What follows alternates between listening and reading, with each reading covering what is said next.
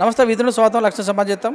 మరి హైదరాబాద్లో ఉన్నటువంటి వీరన్నగుట్టలో ఉన్నటువంటి సుధీర్ ఫౌండేషన్ వారి యొక్క మరి ఆర్ఫనేజ్ ఏజ్ హోమ్కు ఈరోజు మరి జబర్దస్త్ టీం వాళ్ళందరూ వస్తున్నారు. మరి దాని రాజీవ్ గారు ఉన్నారు, దాని యొక్క ఫౌండర్ అండ్ చైర్మన్, వారితోటి ముచ్చటిద్దాం. చెప్పండి సార్, మరి ఈరోజు జబర్దస్త్ వాళ్ళు రావడానికి కారణం, మీరు ఎలా వాళ్ళని ఇన్వైట్ చేస్తున్నారు? సీనియర్ జర్నలిస్ట్ విజయ గారి ద్వారా వాళ్ళు సుధీర్ ఫౌండేషన్కి రావాలని వాళ్ళు ఆశపడ్డారు. అయితే వారు ఈరోజు మధ్యాహ్నము 1 గంటకి ఇక్కడ రావడం జరుగుతూ ఉంది. వారి చేతులతోటి విద్యార్థులకి భోజనాన్ని వడ్డించడం జరుగుతూ ఉంటుంది. ఫోటోలో చూస్తున్న ప్రకారం శాంతిస్వరూప్ గారు, వినోద్, తన్మయి, నరేష్, అట్లాగే పవన్, సాయితేజ, మోహన్, డ్రామా జూనియర్స్ నుంచి హర్షిత గారు ఈరోజు సుధీర్ ఫౌండేషన్కి రావటం జరుగుతూ ఉందన్నమాట. వారి కోసం మేమందరము ఎంతో ఆతురతగా ఎదురు చూస్తూ ఉన్నామన్నమాట. ఎప్పుడు టైం ఇచ్చారు వాళ్ళు, మీరు ఎప్పుడు కలిసారు ఈ మధ్యకాలంలో? రీసెంట్గా ఒక 1 వీక్ ముందు శాంతిస్వరూప్ గారు అలాగే నరేష్ గారు మా దగ్గరకు రావటం జరిగింది. వాళ్ళు నైట్ టైం వచ్చి ఒక 8 వచ్చి మాట్లాడి వెళ్ళారనమాట. వారి తర్వాత టీం అంతా కలిసి వస్తున్నాము అని చెప్పేసి నిన్న కాల్ రావటం జరిగింది. కాబట్టి వారి కోసం మేము ఎదురు చూస్తున్నామని. మొత్తమే చూస్తే జబర్దస్త్లో టీవీలో చూస్తే వాళ్ళని సంబరపడే సందర్భాలు ఉన్నాయి. మరి మీ దగ్గర ఉన్నటువంటి మీ చిన్నారులు ఎలా ఎగ్జైటింగ్లో ఉన్నారు? వీళ్ళంతా ఈరోజు స్కూల్కి వెళ్ళలేదు. ఎప్పుడెప్పుడు టీవీ వాళ్ళు వస్తున్నారా అని చెప్పేసి వాళ్ళు ఎదురు చూస్తూ ఉన్నారనమాట. వాళ్ళ ఫ్రెండ్స్ అందరికీ, కాలనీ వాళ్ళందరికీ జబర్దస్త్ టీవీ వాళ్ళు మా హాస్టల్కి వస్తున్నారు అని చెప్పేసి పిల్లలు చాలా యాంగ్జైటీగా ఎదురు చూస్తున్నారనమాట. వాళ్ళని మీరు ఏమన్నా మీ ఉన్నటువంటి కండిషన్లో రిక్వైర్మెంట్స్ ఏమైనా చెప్పాలనుకుంటున్నారా వాళ్ళకు? అంటే మా నీడ్స్ని కొన్ని వాళ్ళకి తెలియజేద్దాము అనుకుంటున్నాం అనమాట. దాన్ని బట్టి వాళ్ళు ఏ విధంగా ముందుకొస్తారో, సేవ చేయడానికి ముందుకొస్తారని మేము ఆశపడుతున్నాం. Thank you sir, thank you very much. అదే మరి ఈరోజు జబర్దస్త్ టీం వాళ్ళందరూ కూడా ఈ సుధీర్ ఫౌండేషన్ మరి ఆర్గనైజ్కి వచ్చినటువంటి ఎక్స్క్లూజివ్ మనం V3 న్యూస్లో చూడవచ్చు.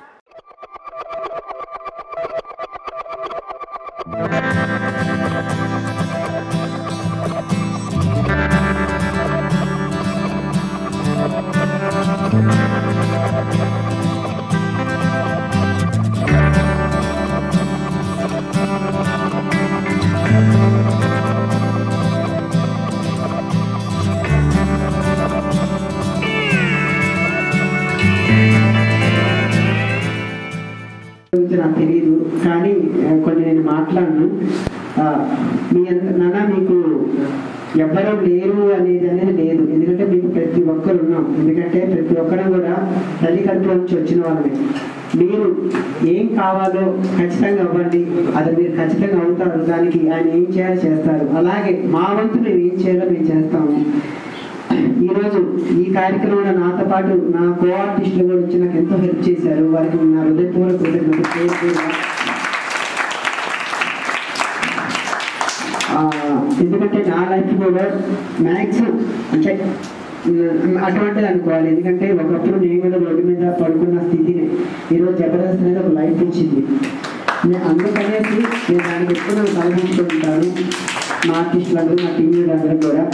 కానీ నాకు చాలా హ్యాపీగా ఉంది. నేను ఎప్పటి నుంచో రావాలి అని అనుకుంటున్నా, బట్ ఇప్పుడు నాకు కుదరలే. బట్ ఈ విషయంలో మాత్రం మా శాంతికి చాలా థ్యాంక్స్. ఎందుకంటే పాపం తను ఒక మాట చెప్పంగానే నాకు తన్మయ చెప్పారు, తర్వాత నేను కంపల్సరీ వస్తాను అని చెప్పాను. సో అందరూ ఈరోజు కలిసి రావడం మీ దగ్గరికి చాలా చాలా చాలా హ్యాపీగా ఉంది. అండ్ రాజు గారు, సీరియస్గా అండి, మీ మనసు ఇంత గొప్పది కాబట్టి ఈ పిల్లలందరూ ఉన్నారు అండ్ మేము ఇక్కడ వరకే రాగలుగుతాము.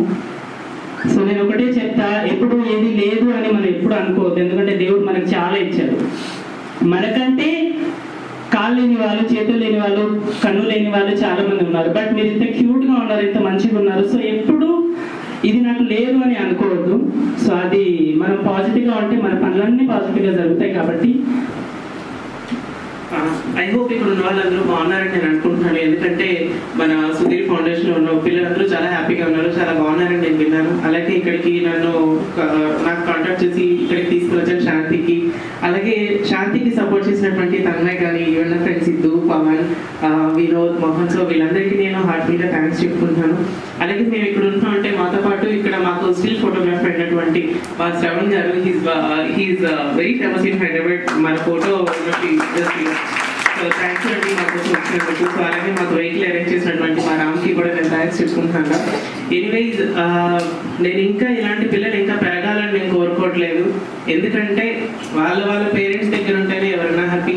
బట్ ఎవరు ఎక్కడ ఉన్నారో అక్కడ ఉంటేనే హ్యాపీ. బట్ నేను ఏదో గట్టిగా మాట్లాడతాను కానీ ఐమ్ వెరీ లైక్ నేనేం మాట్లాడలేకపోతున్నాను. ఇవి సో అందరూ హ్యాపీగా ఉండాలని నేను కోరుకుంటున్నాను. సో ఇక్కడున్న ఈ 42 మంది ఇంతటితోనే ఎండ్ అయిపోవాలని నేను కోరుకుంటున్నాను. సో ఇలాంటి ఐ మీన్ నేను ఏదో తప్పుగా మాట్లాడుతున్నాను, క్షమించండి.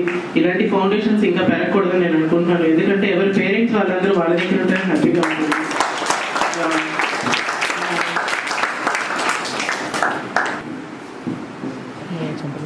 ఫస్ట్ ఆఫ్ ఆల్ ఇప్పటి వరకు మనం కొట్టిన చప్పట్లన్నీ అర్హులం మేం కాదు, the one and only person Raju గారు. ఎందుకంటే స్క్రీన్ మీద మేము హీరోలం కావచ్చు, కానీ రియల్ లైఫ్ లో తను హీరో అంటే ఏంటో చూపించాడు. నిజంగా సాయి చెప్పినట్టు ఇలాంటి ఫౌండేషన్స్ పెరగకూడదు, ఉన్న వాటిలోనే అద్భుతంగా డెవలప్ అవ్వాలి. ఎందుకంటే డబ్బుల కోసం ఫౌండేషన్స్ పుట్టుకొస్తున్నాయి, డబ్బుల కోసం కాదు, బంధాల కోసం ఫౌండేషన్స్ నిరూపించాలి. ఎందుకంటే శాంతి మాట్లాడుతుంటే, శాంతి కానీ సాయి కానీ ప్రతి ఒక్కరి మాటల్లో ఒక ప్రేమ ఆప్యాయతను చూసుండొచ్చు. ఎందుకంటే ప్రతి ఒక్కరూ ప్రేమ కోసం తప్పించేవాళ్ళు ఇక్కడ మేము. సో అలాంటి ప్రేమను మీకు అద్భుతంగా పంచుతున్నందుకు రాజు గారు థ్యాంక్ యూ సో మచ్. ఎందుకంటే మనం చూస్తుంటే పిల్లలు పుట్టంగానే చంపేస్తున్నారు. పిల్లల్ని మనం ఎక్కువ డెవలప్ చేయట్లేదు, పుట్టించుకోవడానికి పెంచడానికి కూడా బద్ధకంగా ఫీల్ అవుతున్నటువంటి ఈ రోజుల్లో సంబంధమైన వాళ్ళు కూడా తీసుకొని వచ్చి నేనున్నాను, తల్లైనా తండ్రైనా గురువైనా దైవమైనా నేనే అన్నట్లుగా దగ్గర నుండి చూసుకొని ఇంతమంది పిల్లలకి ఒక నేమ్ అండ్ అడ్రస్ ఇచ్చినందుకు రాజు గారు కనిపిస్తూ. సో ఇలాంటి ఫౌండేషన్ లో మీరందరూ నవ్వుతూ ఉంటారంటే మా కోరిక కూడా. ఎప్పుడు ఎటువంటి ఇబ్బంది కలిగినా మా జబర్దస్త్ టీం అందరికన్నా పెద్ద మా శాంతి వస్తాడు. ఇలాంటి హీరో నిజంగా శాంతి సీరియస్ గా చాలా థ్యాంక్స్. గుంటూరులో చాలా ఉన్నాయన్నమాట ఇలాంటి ఫౌండేషన్స్. నేను ఆల్రెడీ ఒక 2-3 ఫౌండేషన్స్ కి హెల్ప్ చేసుకుంటాను. హైదరాబాద్ లో ఎప్పుడు కలవలేకపోయాని, కుదరట్లేదు అనుకున్నాను, కానీ మిమ్మల్ని అందరినీ కల్పించే అవకాశం ఇచ్చినందుకు thank you so much Shanti, seriously. And Raju గారికి కూడా ఒక ఇప్పుడు రూపాయి ఇవ్వాలి, 10 రూపాయలు ఇవ్వడానికి ఎవరు ముందు రావట్లేదు. ఇంతమంది పిల్లల్ని దగ్గరగా పెట్టి రాజుగారు చూసుకుంటున్నారు. అండ్ ప్రతి ఒక్కరు టీం మెంబర్స్ అందరూ మిమ్మల్ని చాలా సపోర్ట్ చేస్తూ మేమున్నాం. మీకు ఎప్పుడు ఏ ప్రాబ్లం వచ్చినా, ఏ కష్టం కలిగినా, ఒక అన్నలు అనుకోండి, తమ్ముళ్ళు అనుకోండి, అమ్మ అనుకోండి, నాన్న అనుకోండి, అమ్మ నాన్నల నుండి కూడా పిల్లలు చాలా మంది అనాథలు అయిపోతున్నారు. కానీ మీరు అలా కాదు. ఈ ఫౌండేషన్ లో మీరు అందరూ ఒక జెమ్స్ లా ఉండాలి. ఉంటారు కదా, ఈ ఫ్యూచర్ ఎలా ఉంటుంది, సూపర్ ఉంటుంది కదా. బాగా చదువుకొని ఒక మంచి పొజిషన్ లోకి రావాలని మా టీం అందరూ మీకు సపోర్ట్ చేస్తూ కోరుకుంటున్నాము. సో ఒక్కసారి గట్టిగా రాజు గారి కోసం మిమ్మల్ని అందరినీ గైడ్ చేస్తున్న వాళ్ళ కోసం చప్పట్లు కొట్టండి గట్టిగా.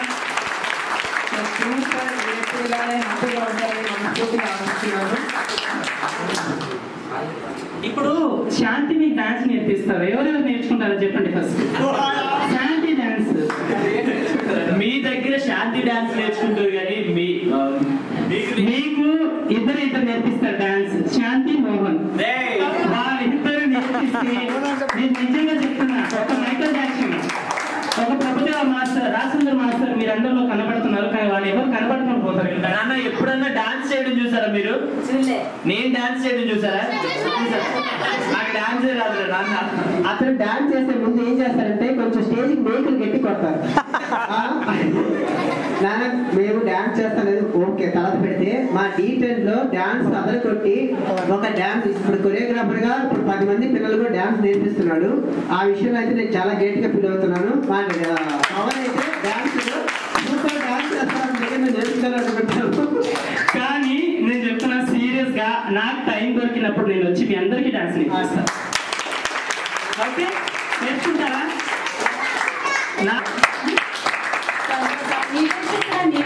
నీలేష్ అథ్లెట్ అండి. ఇప్పుడు నేషనల్కి వెళ్తున్నాము, 4 times అయిపోయింది. Is athlete, very good. చాలా మంది ఉన్నారండి ఇందులో. ఇంకా పిల్లలు హరి ఎక్కడ, హరి ఇగో తను. వీళ్ళంతా కూడా చదువులోనే కాదు, అదర్ యాక్టివిటీస్లోనే కాదు, అన్నిట్లో కూడా దే ఆర్ వెరీ గుడ్ అండి.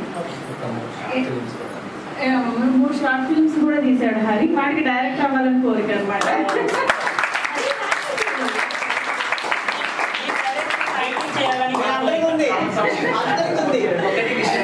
చెప్పండి. యాక్చువల్లీ చెప్పాలంటే ఒక తల్లికి పుట్టిన కొడుకు ఏదో ఒక విషయంలోనే టాలెంటెడ్ అయి ఉంటాడు, కానీ సుధీర్ ఫౌండేషన్ ఈ యొక్క ఫౌండేషన్ కి పుట్టిన ఇంతమంది పిల్లలు ఇంతమంది టాలెంటెడ్ అయి ఉండడం చాలా అద్భుతంగా. ఒకటే కాదు, ఇంతమంది కళాకారులు కానివ్వండి, ఇంతమంది టాలెంటెడ్ పర్సన్స్ ఒకటే తల్లి పిల్లలు కావడం నిజంగా హ్యాపీగా అనిపిస్తుంది మాకైతే. 2012లో స్టార్ట్ చేయడం జరిగింది. యాక్చువల్గా మా బ్రదర్ సుధీర్ తన బీటెక్ కంప్లీట్ అయిపోయింది.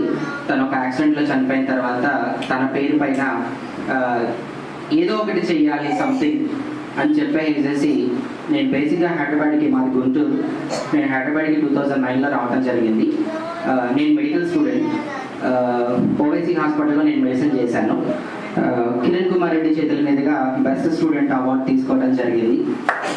ఎప్పుడైతే అన్నయ్య చనిపోయాడో, అన్నయ్య చనిపోయిన తర్వాత సంథింగ్ ఏదో ఒకటి చెయ్యాలి అన్నయ్య పేరు మీద అని ఒక 80 అనాథాశ్రమాలకి తిరిగాను. ఎట్లా మీరు ఆర్ఫనేజ్ స్టార్ట్ చేశారు ఏంటి డీటెయిల్స్ కనుక్కుందామని వెళ్తే లైక్ మనీ, డబ్బు గురించి ఆర్ఫనేజెస్ పెట్టడం అన్నది జరిగింది. ఈ 80 తిరిగిన తర్వాత ఏది మాట్లాడినా కూడా డబ్బు డబ్బు డబ్బు అని అంటున్నారు అనమాట. అట్లా కావద్దు, నేను ఒకటి స్టార్ట్ చేద్దాము, డబ్బు తీసుకోకుండా ఆర్ఫనేజ్ని ఎట్లా స్టార్ట్ చేయాలి అన్నది ఛాలెంజ్ తోటి ఒక్క పిల్లోని పెంచినా చాలు అని చెప్పేసి స్టార్ట్ చేశాను. నా ఫస్ట్ స్టూడెంట్ సందీప్ 2012లో మళ్ళీ రావడం జరిగింది.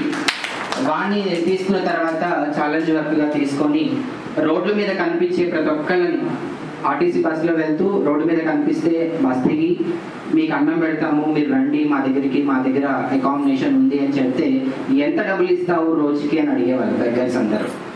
ఆ సిచ్యువేషన్ నుంచి 2012, 13, 14 ఇప్పటి వరకు దాదాపు 8 years ఈ ఆర్ఫనేజ్ రన్ చేయడానికి నాతో పాటు అనేక మంది డోనర్స్ నాకు హెల్ప్ చేస్తూ వస్తున్నారు.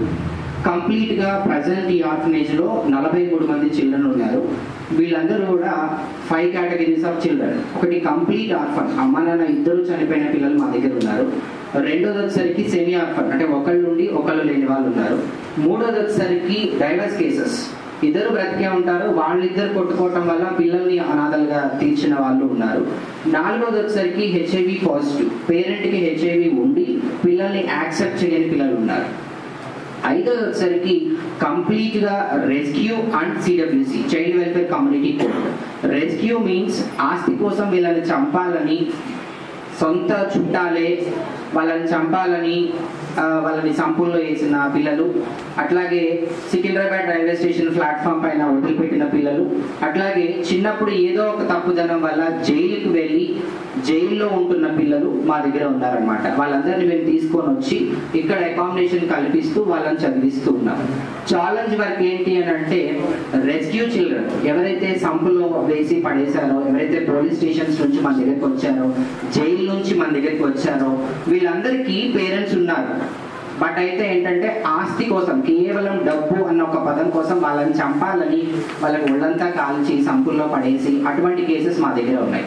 కోర్టు నుంచి వచ్చిన పిల్లలు కూడా మా దగ్గర చాలా మంది ఉన్నారు. మన వినాయక చవితి అప్పుడు ఖచ్చితంగా తప్పిపోవటం, వాళ్ళకి అమ్మా నాన్నలు వాళ్ళ అడ్రస్ చెప్పలేకపోవటం, మెయిన్ కారణం వాళ్ళ అడ్రస్ చెప్పలేకపోవటం, వాళ్ళు జైల్లో ఉంటాం, అక్కడ నుంచి మేము తీసుకొని వచ్చి వాళ్ళని చదివించడం, ఈ విధంగా జరుగుతూ ఉందన్నమాట.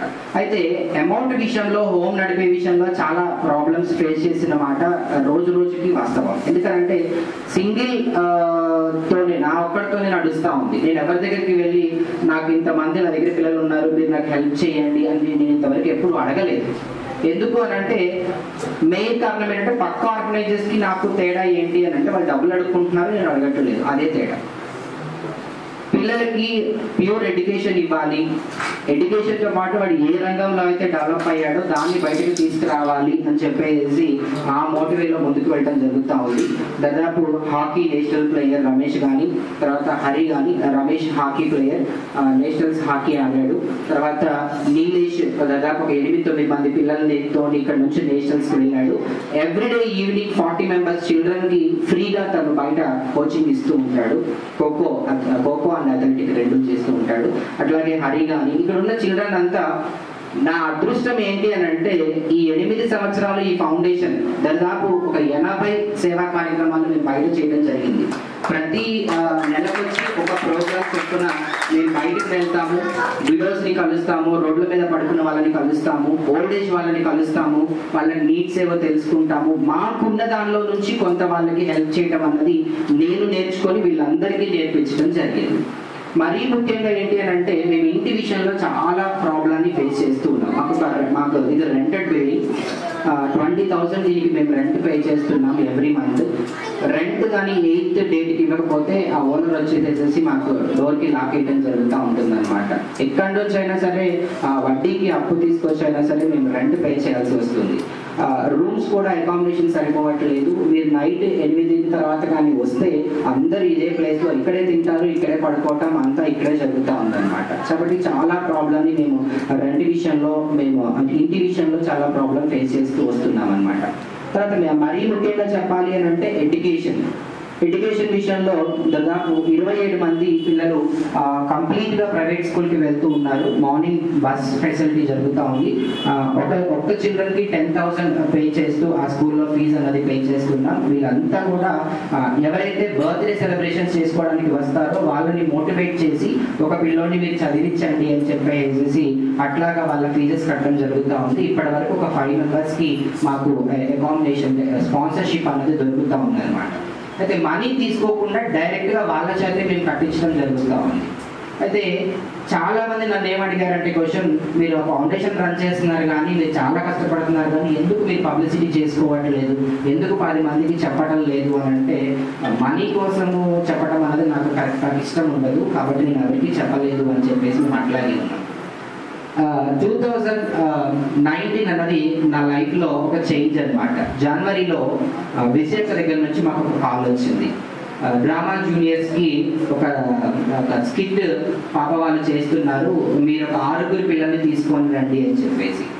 నాకు నమ్మకం లేదు, అంటే ఖచ్చితంగా వెహికల్ వస్తుంది, మమ్మల్ని తీసుకెళ్తుంది, మమ్మల్ని ఎక్కించుకొని వెళ్తుందన్న నమ్మకం నాకు లేదు. మార్నింగ్ లేచాము, వెహికల్ వచ్చిన తర్వాత మేము రెడీ అవ్వడం జరిగింది అనమాట. అప్పుడు మేము వెళ్ళిన తర్వాత ఏదో ఒకటి మీరు మాట్లాడండి మైక్ తీసుకొని అని అన్నప్పుడు నేను నా పిల్లల గురించి చెప్పడం జరిగింది. అందులో ఈ ఫస్ట్ ఫోటోలో ఉన్న అబ్బాయి పేరు అర్జున్. ఈ ఫస్ట్ ఫోటోలో ఉన్నవాడు అర్జున్. వాడు కంప్లీట్గా 5 years పేరెంట్స్ నుంచి దూరంగా తప్పిపోయాడు. చిన్నప్పుడు ఇంట్లో నుంచి తప్పిపోయి ఒక ముస్లిం అతనికి దొరికితే అతను వాడి చేత గంజాయి అమ్మించాడు. వాడి ఎర్రగడ్డలో గంజాయి కేసు కింద పోలీసులు వాడిని అరెస్ట్ చేసి సైదాబాద్ పోలీస్ స్టేషన్ జైల్లో ఉంచారు. అక్కడ నుంచి మాకు ఎడ్యుకేషన్ పర్పస్లో కోర్ట్ ఆర్డర్ వల్ల మేము తెచ్చుకోవడం జరిగింది. ఎప్పుడైతే విజయక నాకు ఆపర్చునిటీ ఇచ్చిందో నేను టీవీ షోలో డబ్బులు అడుక్కోకుండా ఆకాష్ అండ్ అర్జున్ గురించి చెప్పడం జరిగింది అనమాట. ఆకాష్ కూడా తప్పిపోయాడు, అట్లాగే అర్జున్ కూడా తప్పిపోయాడు. వాళ్ళిద్దరి గురించి చెప్పినప్పుడు బై ద ఛాన్స్ ఏంటంటే ఆకాష్కి ఆ టీవీ షో చూడటం వల్ల పేరెంట్స్ అనేది రావడం జరిగింది. ఆ షో అన్నది మా లైఫ్లో ఒక పిల్లవాడికి 5 సంవత్సరాల తర్వాత పేరెంట్ని ఇవ్వటం జరిగింది. ఆ షో కానీ లేకపోతే వాడికి మేము అమ్మా నాన్నని ఇచ్చేవాళ్ళం కాదు. కాబట్టి అది దాన్ని మా జీవితంలో మర్చిపోలేదు. నేను ఎంత చేస్తున్నా కూడా ఈ 7 సంవత్సరాలు నేను చేస్తున్న సేవ ఇంకొక 10 సంవత్సరాలు 30 సంవత్సరాలు నేను చనిపోయిన తర్వాత చేసిన సేవ కంటే వాడికి అమ్మా నాన్నని అందించడం అన్నది నేను లైఫ్లో మర్చిపోలేదు అనమాట. కాబట్టి అది కేవలం నాకు విజయక ద్వారానే జరిగింది. అంటే తను ఏది స్టార్ట్ చేసినా కూడా మరి ఎట్లా స్టార్ట్ చేస్తుందో తెలియదు కానీ మాకు అది బెనిఫిట్ అవుతుంది కానీ మాకు ఎక్కడ కూడా అయ్యో ఈ ప్రోగ్రామ్ వల్ల మాకు ఇది అయ్యింది అన్నది లేదు. జస్ట్ ఒక్క ఫోన్ కాల్ ద్వారా మేమిద్దరము సొంత అక్క తమ్ముడి కంటే ఎక్కువ అయిపోయాము అనమాట. ఏ చిన్న కష్టం వచ్చినా అక్క ఇది ఇట్లా అవుతుంది, నువ్వు నాకు సజెషన్ చెయ్యి, ఎట్లా చేయాలి, ఏం చేయాలి అని చెప్పేసి నేను అడుగుతా ఉన్నాను అనమాట. కాబట్టి ఆకాశం కూడా ఆ షో ద్వారా పేరెంట్స్ రావాలి అనేసి నేను అనుకుంటా ఉన్నాను. మరి ముఖ్యంగా మీ గురించి చెప్పాలి అనేసి నేను అంటే తెలంగాణ వచ్చిన తర్వాత నేను నేర్చుకున్న విషయం ఒకటే,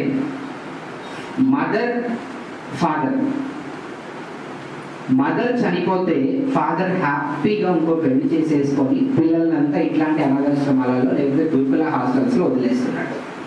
అదే ఫాదర్ చనిపోతే మదర్ తన ఒళ్ళు అమ్ముకుంటూ ప్రాసిక్యూటర్స్ చేస్తూ పిల్లల్ని పెంచుతున్న మదర్స్ నా దగ్గర చాలా మంది ఉన్నారు. అంటే వాళ్ళతోటి కూర్చొని కౌన్సిలింగ్ ఇస్తున్నప్పుడు అమ్మ మీరు ఎందుకు ఇలా చేస్తున్నారు, ఇది తప్పు కదా, ఇందులో నుంచి మీరు బయటికి రండి అని మాట్లాడుతున్నప్పుడు వాళ్ళు మేము ఇష్టంతో చేయట్లేదు సార్, మేము చాలా కష్టంతో చేస్తున్నాము, కేవలం వాళ్ళ కోసమే చేస్తున్నాము అని చెప్పిన పేరెంట్స్ నా దగ్గర చాలా మంది లిస్ట్ అవుతుంది అన్నమాట. అంటే అటువంటి స్థితిలో ఉన్న పేరెంట్స్కి ఏం చెప్పాలో కూడా తెలియదు. వాళ్ళకి మేము సహాయం చేద్దామన్నా కూడా మాకు సరిపోవు అన్నమాట.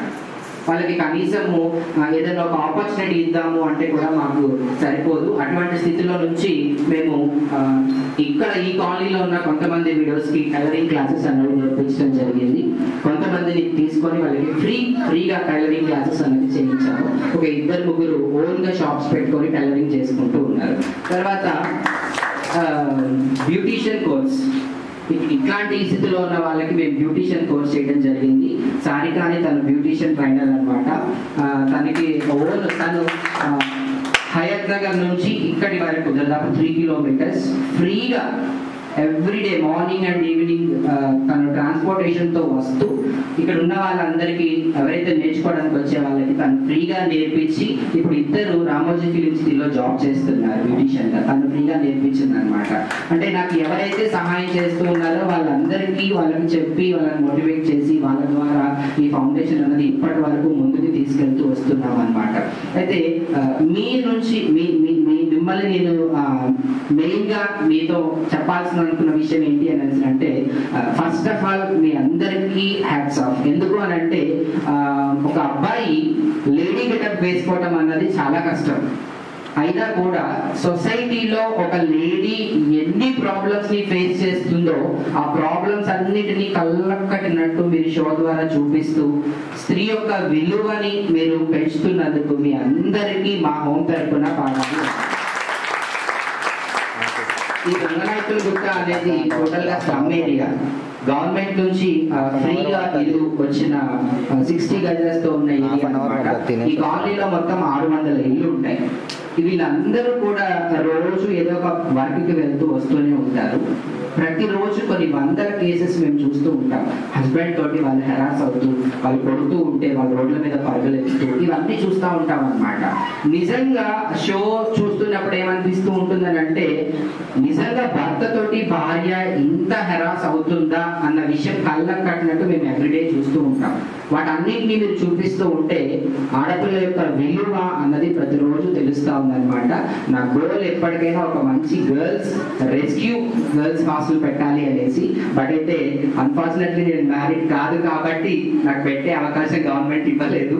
కాబట్టి అందుకే నేను బాయ్స్ హోమ్ ని తీసుకోవడం జరిగింది. రెస్క్యూ గర్ల్స్ అన్న వాళ్ళు రోజు రోజుకి పెరుగుతూ ఉన్నారు. నేను one of the CID department లో వర్క్ చేస్తూ ఉంటాను. ఏవైనా బ్రోతల్ హౌసెస్ నుంచి కాల్స్ వచ్చినప్పుడు కానీ అట్లాగే రెస్క్యూ గర్ల్స్ వచ్చినప్పుడు కానీ నేను సిస్టర్ సిరిల్ అని చెప్పేసి మేము ఇద్దరం వెళ్తూ ఉంటామన్నమాట. రీసెంట్లీ గాజుల రామారావు నుంచి ఒక అమ్మాయిని ద ఓన్ మదర్ ఆ అమ్మాయిని సెక్సువల్ హెరాస్ లోకి దింపింది. అక్కడ నుంచి ఆ అమ్మాయిని కాపాడి తీసుకొచ్చి ఇప్పుడు ఇంటర్మీడియట్ ఫస్ట్ ఇయర్ చదివిస్తా ఉన్నాము. ఈ కాలనీలో చైల్డ్ మ్యారేజెస్ ఎక్కువగా జరుగుతూ ఉన్నాయి. వాటిని ఆపడానికి ప్రయత్నిస్తా ఉన్నాము. అది రిక్వెస్ట్ ఏంటి అని అంటే మీ స్కిట్స్ లో చైల్డ్ మ్యారేజెస్ గురించి కొంచెం ఎక్కువగా ఫోకస్ చేయండి మీ డైరెక్టర్స్ తో మాట్లాడి. ఎందుకంటే అవి రోజు జరుగుతూ ఉన్నాయి, వాటిని మేము ఆపలేకపోతున్నాము. దానివల్ల పెరుగుతూ ఉన్నాయి. సఖీ రీహాబిలేషన్ సెంటర్స్ అని తెలంగాణ కొత్తగా స్టార్ట్ చేసింది. 18 సంవత్సరాలు నిండిన అమ్మాయి ఎవరైనా సరే ఏదైనా ఇబ్బంది ఉంది అని చెప్పి అక్కడికి వెళ్తే వాళ్ళే మొత్తం సాల్వ్ చేస్తూ ఉంటారు విత్ ఫుల్ అకామిడేషన్ తో సహా. వాటిలో ఒక్క మంత్కి 480 నుంచి 500 కేసెస్ వస్తున్నాయి అని అంటే మీరు ఆలోచించండి. అవన్నీ కూడా 20 నుంచి 30 ఇయర్స్ మధ్యలో ఉన్న గర్ల్స్ మాత్రమే. అత్తతో కానీ హస్బెండ్తో కానీ చుట్టూ ఉన్న వర్గాలతో కానీ జాబ్ చేసే ప్లేసెస్లో కానీ హెరాస్ అవుతూ దీన్ని మాత్రం ఏది మార్చలేకపోతున్నాం. తెలంగాణ డెవలప్ అవుతుంది, ఏపీ డెవలప్ అవుతుంది, అట్లాగే ఇండియా డెవలప్ అవుతుంది, కానీ ఒక అమ్మాయికి ప్రొటెక్షన్ అన్నది ఎక్కడ లేదు.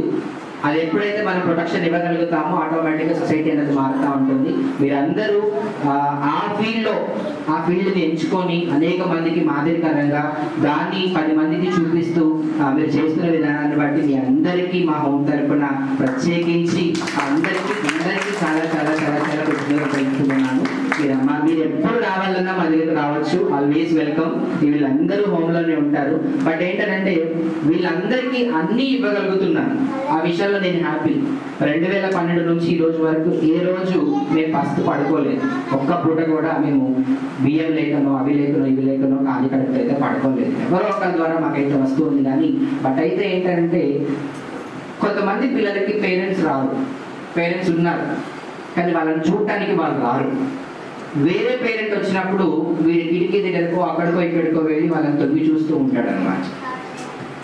ఎవరైతే స్పాన్సర్ మీకు లాగా వస్తారో ఆ వచ్చిన వన్ డే వాడు చాలా హ్యాపీగా ఉంటాడు. నా కోసం ఏం తెచ్చారు, నా కోసం వచ్చారు కదా అక్క వాళ్ళు, ఉండొచ్చు కదా, మీరు ఇంకొక హాఫ్ అన్ అవర్ వీళ్ళతోటి డాన్స్ వేసి ఆడండి, మీరు వెళ్ళిపోతుంటే డెఫినెట్ గా ఏడుస్తారు అనమాట. అంటే అటువంటి సిచ్యువేషన్స్, అంటే మా కోసం వీళ్ళు వచ్చారు ఈ రోజు, నా కోసం ఎవరు రారు కానీ నా కోసం మీ అక్క వచ్చింది, అన్న వచ్చాడు ఈ రోజు అని చెప్పేసి అటువంటి స్థితిలో వీళ్ళు ఉంటారు. కాబట్టి వీళ్ళు ఎక్కడికి తీసుకెళ్లాలన్నా చాలా రిస్క్ తో కూడుకుంటూ ఉంటుంది అనమాట. లాస్ట్ టైం కూడా నేను టీవీ షోలో అదే మాట్లాడాను. ఓంకార్ వాళ్ళు వచ్చి వీళ్ళందరినీ బయటకు తీసుకెళ్తాము అని చెప్పారు. బిజీ షెడ్యూల్ ఉంటే వాళ్ళు రాలేకపోయారు. కాబట్టి